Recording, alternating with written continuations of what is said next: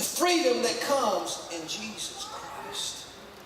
The freedom that has spoken of us is stand fast in the liberty. Therefore, in the liberty wherewith Christ has made us free. Christ has made us free. Who the Son sets free is free indeed. Be not entangled again with the yoke of bondage. Many today, that yoke has entangled you. That yoke has stopped you dead in your tracks. That yoke is absolutely preventing you from a breakthrough. That yoke is stopping you short of God's blessings. Now, before you go and think preachers preaching prosperity, let me make it real clear. Blessings are more than finances. Yes, that's part of it. But peace of mind can't be bought with money. Peace of mind can't be bought. Have all the money in the world, be the most miserable person on the planet. Have all the money in the world, be dying and on your way to hell. But there's blessings, peace of mind in your spirit, your health, finances, God moving in many different things in your life that you desire. I believe that God will meet your needs, and I believe God, when you call, He will answer. When we call and we speak to Him in the Father's will. Lord, if it be your will, you know how I feel about that. I've preached many times about the Father's will. I've prayed it many times in my life. Father, if it be your will, I would like to.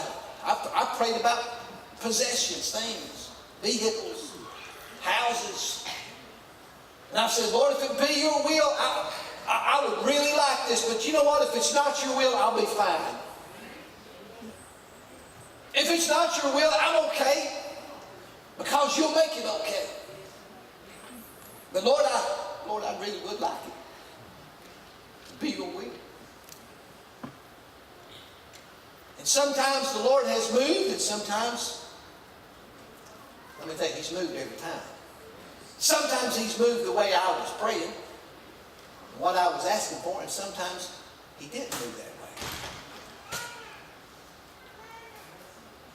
I told the story way many years ago, before I started teaching school, that I had an opportunity, at least I thought I had an opportunity to get a job with a big company around here that I thought would be the job.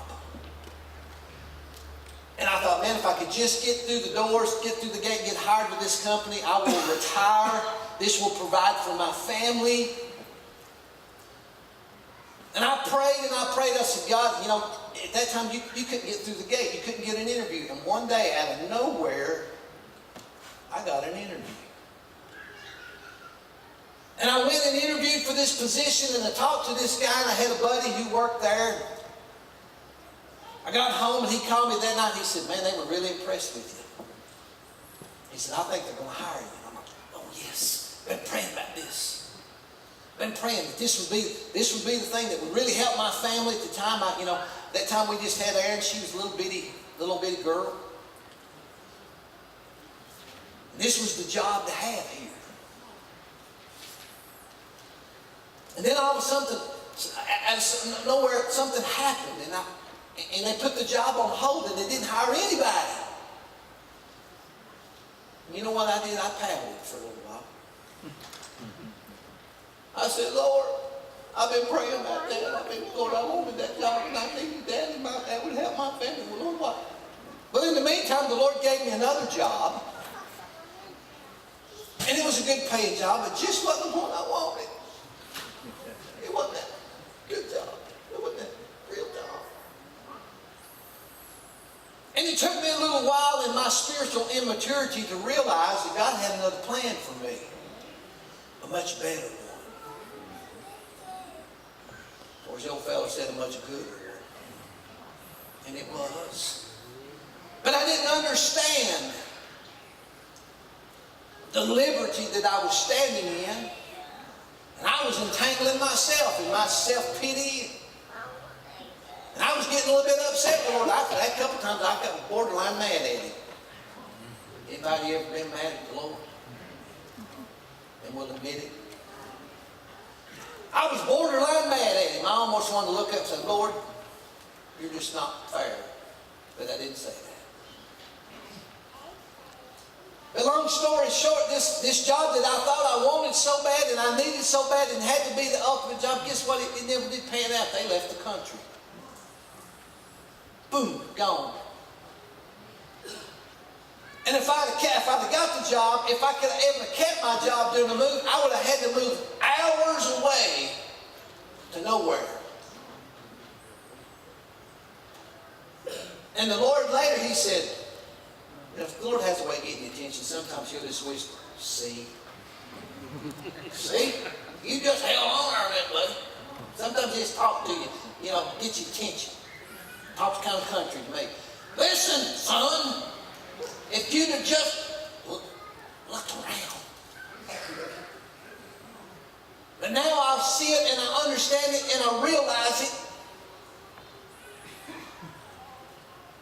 And my plan that I thought I had, it wasn't close to God's plan. Because at that time I had no plan of preaching.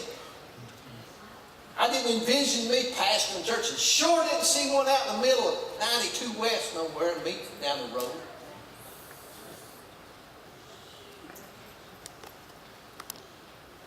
I spoke this past week. I'll try to close. Miss Thelma Chin's funeral service.